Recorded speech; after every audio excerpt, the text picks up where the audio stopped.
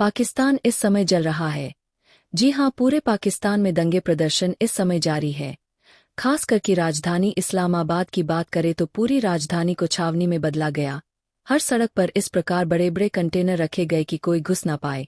यहां तक कि सेना तैनात कर दी, लेकिन उसके बावजूद लाखों की संख्या में लोग राजधानी में घुस रहे हैं और लोग डी चौक की तरफ बढ़ रहे हैं। वहीं इन्हें रोकने के लिए सेना गोली चला रही है। वहां के रक्षाकर्मी गोलियों का इस्तेमाल कर रहे हैं। इसके जवाब में जो प्रदर्शनकारी है वह भी हिंसा कर रहे हैं। कितनी हिंसा हुई है पिछले कुछ घंटों में ही आप अपनी स्क्रीन पर देखिए। कम से कम 7 सेना के जवान मार गिराए हैं आम लोगों ने। जी हां, पाकिस्तान के लोगों ने ही अपने करीबन 7 सैनिक अब तक मार गिराए हैं। और यह हिंसा का दौर खत्म नहीं हो रहा, यह लगातार बढ़ता ही जा रहा है। और कुछ ऐसे दृश्य आ रहे हैं पूरे पाकिस्तान से। जी हां, पाकिस्तान के अस्पताल ऐसे लोगों से भरे जा रहे हैं जहां पर लोगों को गोलियां लगी है। इससे आप अंदाजा लगाइए कि किस कदर का कहर बरस रहा है पाकिस्तान में इस समय। और ये है कौन लोग? दरअसल ये है पीटीआई के सदस्य, यानी कि पाकिस्तान तहरीक इंसाफ, जो कि इमरान खान की पार्टी है। उसके लोग ये जबरदस्त प्रदर्शन कर रहे हैं। बल्कि प्रदर्शन तो पहले हो रहे थे, अब तो आप इन्हें दंगे ही कहिए। इस लेवल के दंगे हो रहे हैं और इनकी मांग है कि इमरान खान को जल्द से जल्द छोड़ा जाए। और आपको बताओ, जेन्युइनली वाकई में ही बिल्कुल सही मांग है। मैं इसलिए नहीं कह रहा हूं कि ये पाकिस्तान की सेना के खिलाफ लड़ रहे हैं, बल्कि इसलिए कह रहा हूं क्योंकि पाकिस्तान की तमाम कोर्ट्स, चाहे वह हाई कोर्ट हो, सुप्रीम कोर्ट हो, इमरान खान को हर एक मामले में बरी कर चुकी है। और कोई ऐसा मामला रह भी गया है जिसमें बरी नहीं किया है तो कम से कम उन्हें जमानत भी दे चुकी है।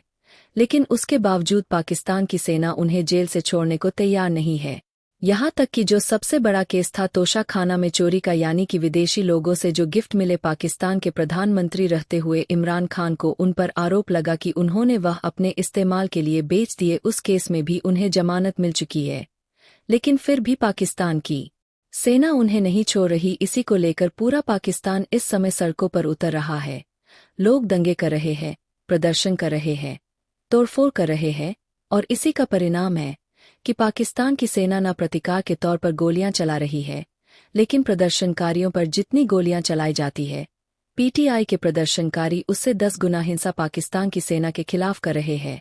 और इसीलिए अब आकर पाकिस्तान की सेना के भी हाथ पैर फूल गए हैं, क्योंकि उन्हें पता है 2022 में उनके साथ क्या हुआ था। आपको याद होगा, जब इमरान खान को गिरफ्तार किया गया था तो उसके बाद इतने बड़े लेवल पर प्रोटेस्ट किए गए थे कि पाकिस्तानी सेना के जो एयर बेस थे, जो सैन्य बेस थे, यहाँ तक कि पाकिस्तानी सेना का जो हेडक्वार्टर है, जिसे जीएचक्यू कहा जाता है, उस तक में लोग घुस गए थे। वहां पर लोगों ने प्लेस जला दिए थे, सेना के कमांडरों के घर जला दिए थे। और कुछ ऐसा ही डर इस समय पाकिस्तान की सेना को है कि कहीं ये लोग इमरान खान के समर्थन में इतना ना उतर आए कि फिर से इन लोगों के घर जला दे।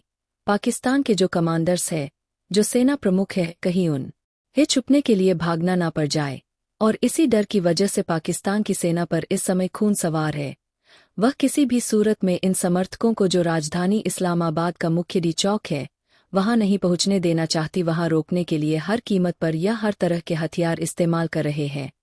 हर तरीके की टैक्टिक यूज की जा रही है ताकि इन प्रदर्शनों को रोका जा सके। हालांकि आप कहोगे कि डी चौक से ही क्यों रोकना चाहती है, क्योंकि पिछली बार जब प्रोटेस्ट हुए थे ना, तो तब भी पाकिस्तान की सेना इन्हें डी चौक नहीं जाने दे रही थी, लेकिन यह लोग पहुंच गए थे। और फिर डी चौक पहुंचने के बाद इन्होंने पाकिस्तानी सेना के अफसरों के घर जला दिए थे। और इसके बाद पूरे पाकिस्तान में जो भी सैन्य बेस थे पाकिस्तानी सेना के, उनमें भी तोड़फोड़ करी थी, उन्हें भी जला दिए थे। इसीलिए इस बार यह लोग रिस्क नहीं लेना चाहते, डी चौक पहुंचने से रोकने की कोशिश है।